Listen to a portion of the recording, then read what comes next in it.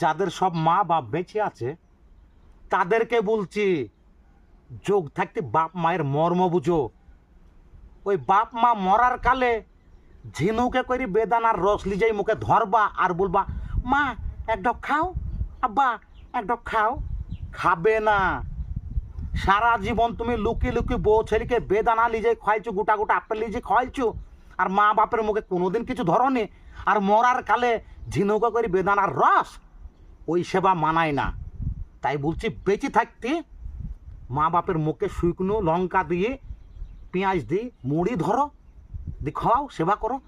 তাতেও কাজ আছে। নিজেকে গর্ববোধ মনে করবা যে মা বাপের সেবা করেছি যতটুকু পেরেছি। এবার তোমাদের ইচ্ছা, করলে করবা, না করলে তোমাদের ইচ্ছা, কিন্তু পস্তাইতে হবে।